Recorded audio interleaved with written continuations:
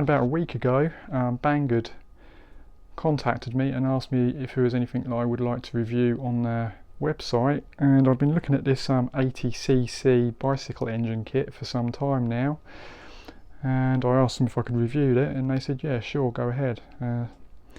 So thanks for that, much appreciated. So I'm not going to do a proper unboxing on this because it's going to be bloody boring, so I'll just get all the pieces out and just put them on the table so you can take a look at them. Right, okay, so here's all the parts. We've got the fuel tank here, we've got the grips and throttle, there's a clutch, a chain guard, we've got a reasonably heavy duty chain here, or a light duty motorcycle type chain. Then we've got the mounting kit here for the sprocket to fit the rear wheel, got the exhaust, we've got the ignition coil here with its mounting bits, there's a chain tensioner, there's the kill switch and the part what the other part that the throttle grip, the grip throttle fits into, and various cables for the clutch and the throttle. Here's the engine,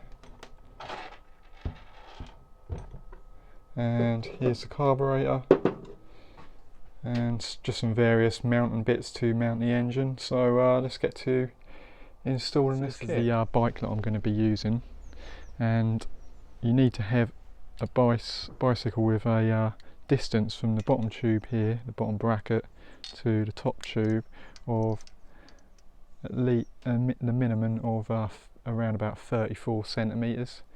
Any less than that and the engine's not going to fit. Right, so the first thing in the manual, it says to attach the rear sprocket to the wheel, so that's what we'll do.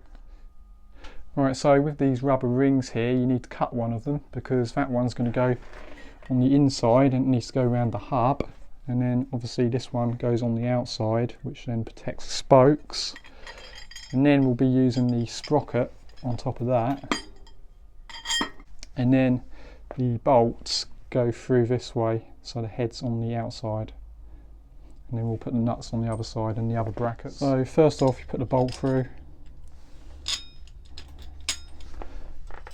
and then your lock washer, and then your nut. So if you can see that, you've got the sprocket, then you've got the rubber, and then the spokes are in between the two rubbers, and then you've got the metal bracket on the back there. Right, so here you can see to space the sprocket on the hub, I've used a load of cable ties and just pushed them in all the way around until the sprocket is central on the hub. So I've got the sprocket on and it's all tightened down. So the sprocket you actually need to true, so it's square with the hub. And then I've just been putting my fingernail against here so I can feel for the high spots, and then tighten the high spots down to square the sprocket up to the hub. So the next bit is fitting the engine. On my one, I'm pretty fortunate, it basically just fits in here nicely. I've got the carburetor on here to make sure it's going to fit properly, and I can use the standard brackets which come with it. You also get this bolt brackets assembly as well. Right, so here we are, got the engine mounted, and I did just get the chain and just kind of line it up to the sprocket to make sure it was going to line up properly. Right, so we'll just put the clutch on first, then next bit grip. Way of getting these on is to put a little bit of washing up liquid, diluted washing up liquid on there, because the washing up liquid will evaporate after a while, whereas if you... Right, so fitting the throttle and the kill switch, so you're going to want to make sure this is all nice and smooth. Put some grease in there, preferably white lithium, which is okay for plastic, and then this will rotate nicely. Next thing you're going to want to do is to fit the kill switch on here. Now you're not going to, what you want to do is, you don't really want it so it's like this, so you want to pull the actual mount up as far as it will go so you don't get too much side movement. And then also the top clamp, it's got this pin in here. You can see that you're going to need to drill a hole in here. You need to make sure that you get the kill switch at the right angle where it's easy to get to. And you can also put some white lithium grease inside here, so it doesn't wear out as quick. So yeah, I'll just drill that and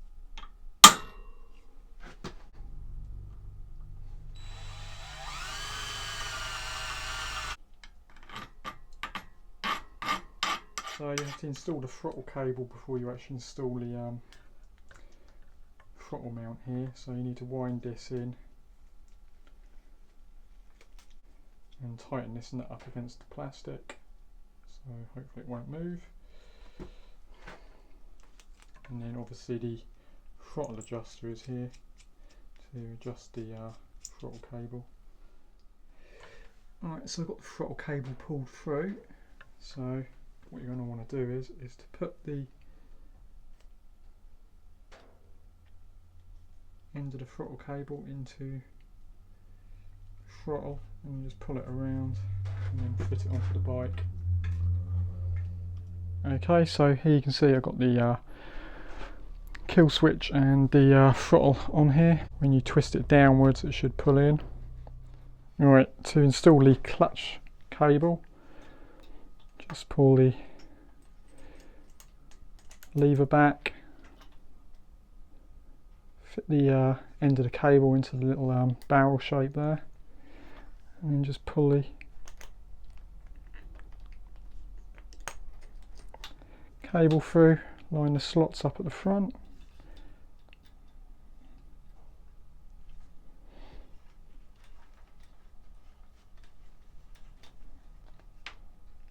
And there we go, all done. Tighten the clutch lever up in a comfortable position. Right, so fitting the clutch cable. So the clutch cable is actually quite long, and I probably will cut this down in the end by taking the inner clutch cable out and then just cutting this outer sheath. The clutch cable passes through this bit down here. This is where the big spring comes into action to hold it away from the head of the engine, so it doesn't mount the cable. So then if we pass it through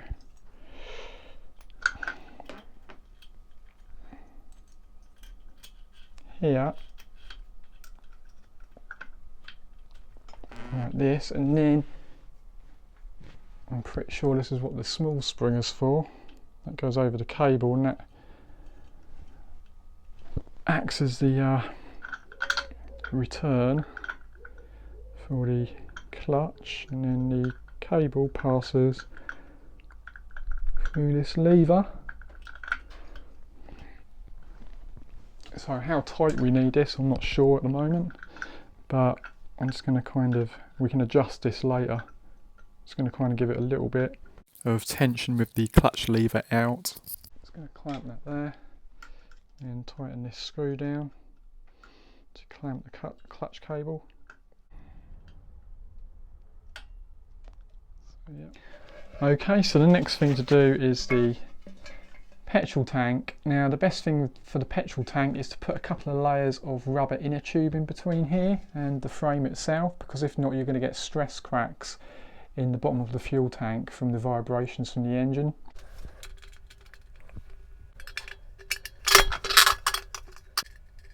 One thing I was thinking about is this: once you've got this tank filled up, there's going to be a chance that if you're going along uneven ground off-road with it, the tank could fall to one side.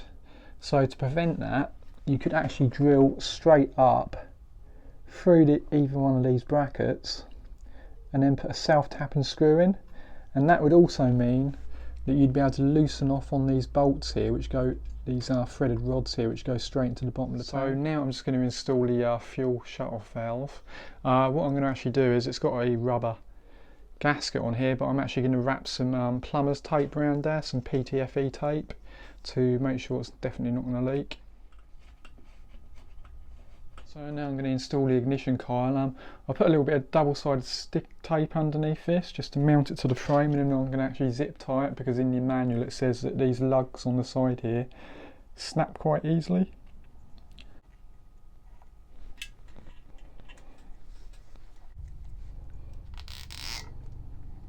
Right, so the wiring is pretty simple. So the wires from the engine, the black and the blue, we just connect the blue here to the ignition coil, and the black here, and then the kill switch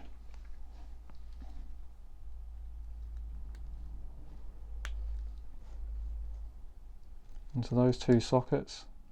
Yeah, so then we've got this white wire left, and I didn't actually realise what this done. I had to have a look on the internet, but because obviously we've got a generator inside here which is then supplying the voltage to the ignition coil, and then the ignition coil is creating the spark inside the engine to ignite the fuel. So the little generator down here is also got another tap on it, which is 7.5 volts at 5 amps, so we can use this to lights and lights, for instance. But you'll need a switch in between those lights, obviously, because if not, you're not going to be able to start the engine, because there will be a load on the engine. So yeah, that's a handy little feature which I didn't actually realise was on here. Okay, so we're ready to fit the chain now. So what I've done is I've just got the chain on here and around the sprocket on the engine. What I've done is I took the casing off the side here, so I could use the use this to turn the engine over and get the chain around the sprocket and get it taut. So then, and now I can find out how much chain I actually need, and then I'm going to cut the chain and then use the link what comes with it, the quick link, to reattach it. Okay, to split the chain I'm just going to use a punch to punch the pin out.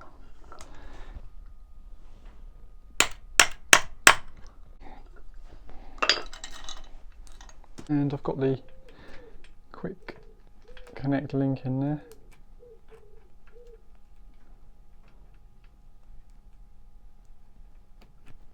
So you need to put this link on top, and then the locking link, you need to make sure that this side goes the direction that the engine's turning, because if not, if you put it around the wrong way, if it gets snagged, this will pull off and then your chain will fall off on you.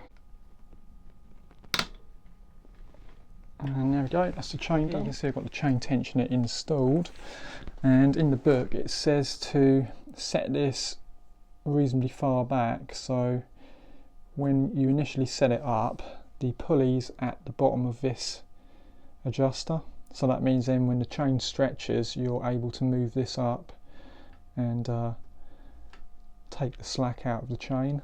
One thing I would suggest is on the actual brackets, possibly drill a hole through and then put a self-tapper screw in there, just in case this did twist and go into the spoke. This casing here, which covers the sprocket, the drive sprocket, this lever on the inside of this casing, you need to lubricate that with some grease. So you just basically twist it off, you'll get to one point and then it will come, you'll be able to pull it out. You need to grease this. Also here, the end of this shaft, you need to grease this as well. There's a ball bearing inside here, so watch it doesn't fall out, because if not the clutch mechanism won't work. And then just put it back together. Right, so next we're going to be putting the chain cover on. So the mounting nut for the chain cover is actually on the back of this machine screw here, which goes all the way through the casing and out the back. On the back here there is a nut, and that's where you're going to attach your chain guard. Here is that nut there. Alright, so now I'm just going to install the exhaust. And it is an exhaust gasket it should come with.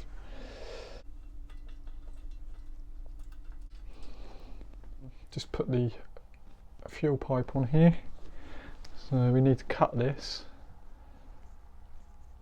Which way around is it? This only filters one way. It says flow and it has an arrow on here. So you want the arrow to go towards the engine.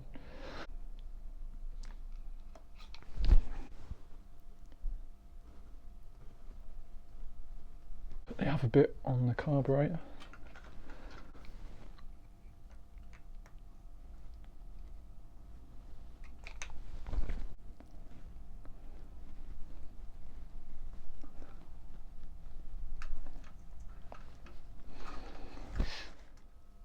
So now to hook the throttle cable up to the carburetor. So you take this bit out here And be careful you don't lose anything, the spring.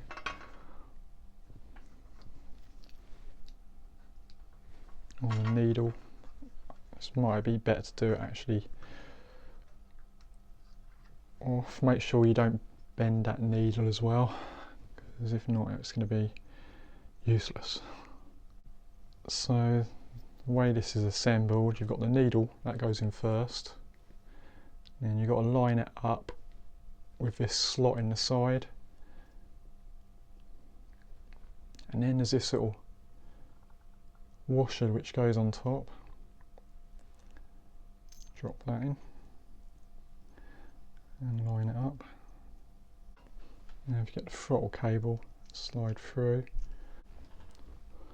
So in the base here there's a little hole where the little nub goes on the end of the cable, so you need to hook that in the bottom there, just like that, and then pull this over the top, and then there you go. Pull the throttle, that should pull the needle in and out. It'll only go in one way because there's a slot on the inside. Make sure you don't bend that needle, and then just screw the cap on and you're done.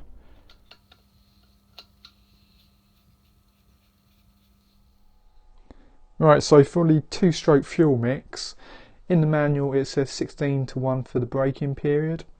So on my mixing bottle it hasn't actually got 16:1, so I simply went onto the internet and found a oil mix chart, and here it says 1 litre for 16:1, 63 millilitres. So I'm only going to use 500 millilitres of fuel, and I'm going to put 30 millilitres of oil in, so that should be pretty good. In case that's all set up, I've got the fuel in now. The fuel mix, I've done it in a steel chainsaw bottle, and I only mixed like 500 mils up. Okay, so basically how you start it is you start pedalling, and then when you've got up to sufficient speed, let the clutch out, and then that will bump start the engine. So just go for it.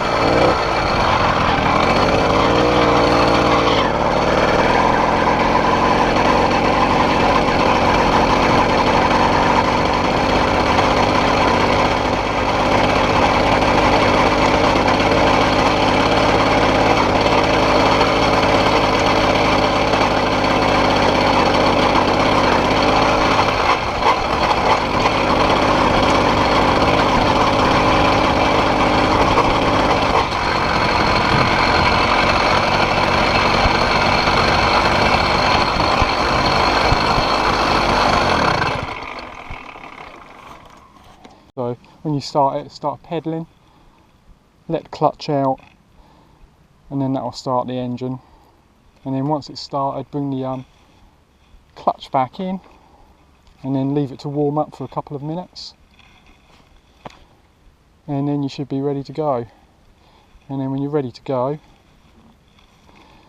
just rev the engine a bit, and then let the clutch out gently, and then the power will go to the wheels. So it's pretty simple really, it's just like a motorbike with no gears basically.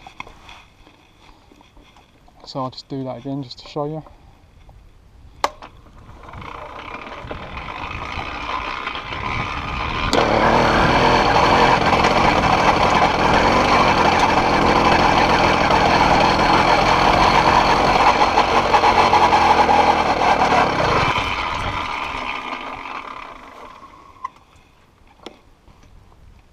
I had the fuel tap on off. Never mind.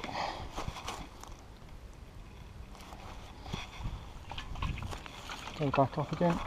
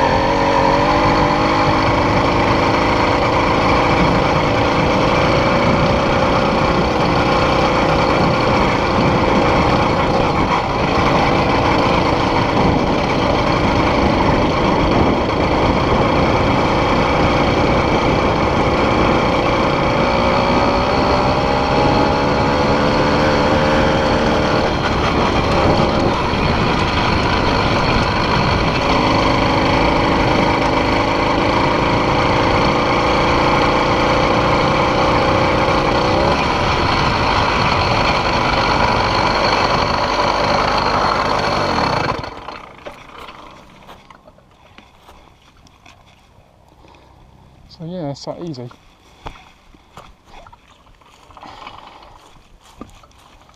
Once the engine's warmed up, it starts really easily. It only took probably about 5 or 6 metres for the engine to start from cold, and worked absolutely fine. I haven't adjusted the carburetor or anything yet, so. Alright, so if you are thinking of buying one of these kits, I would, you know, for the money, I think they're well worth it, really. It's a lot of fun to build, and it's a lot of fun to ride. And yeah, I mean, I didn't really have any problems assembling it at all. So I think as long as you've got the right size frame, so the engine will fit inside it, you should be pretty good. It's easy to ride, as I've shown. Yeah, it's just brilliant, really. It's good, a lot of good fun. So yeah, I'll put links in the description to it and in the comments section below. Go take a look at it. Please comment, let me know what you think about it. Give the video a thumbs up if you liked it. Please subscribe and hit the bell icon, be much appreciated. Thanks very much, and I'll see you next time. Bye.